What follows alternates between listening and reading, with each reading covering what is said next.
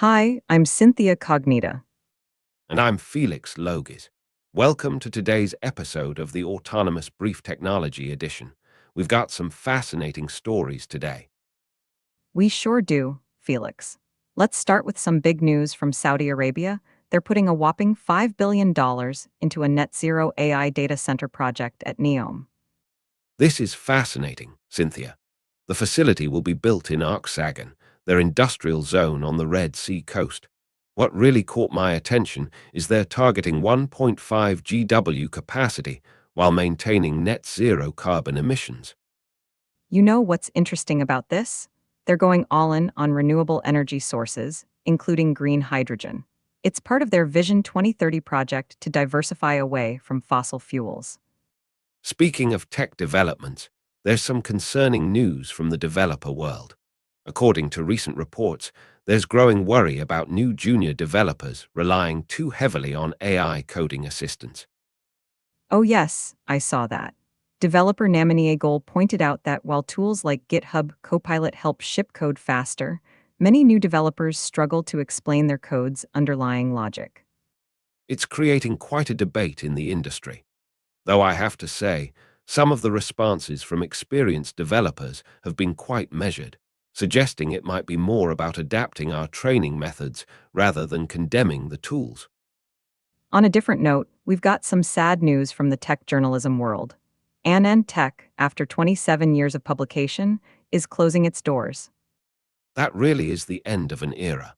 They started with an AMD processor review and rather poetically ended with one too.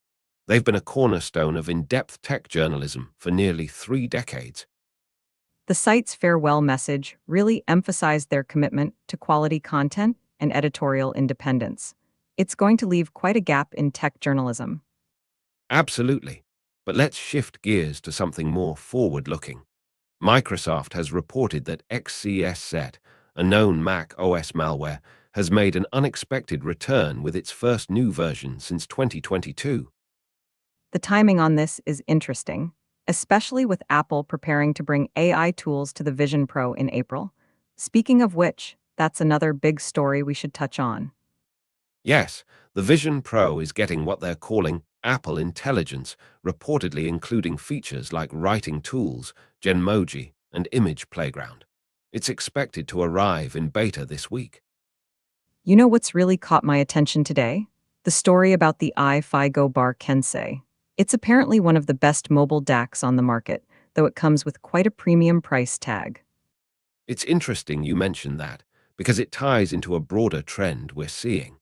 According to recent reports, more people are buying premium smartphones these days, with about 25% of global shipments being high-end devices costing $600 or more. That's quite a jump from 15% in 2020. Apple's still dominating that premium segment with 67% market share, right? Exactly. But let's not forget about one of our more dramatic stories, today asteroid 2024, YR4 might hit the moon in 2032. Might is the key word there, Felix. The odds are only 0.3%, but if it did hit, we'd get quite a show and explosion 343 times more powerful than the Hiroshima bomb. And a new crater between 500 to 2,000 meters across, though I think we should emphasize that this is extremely unlikely to happen.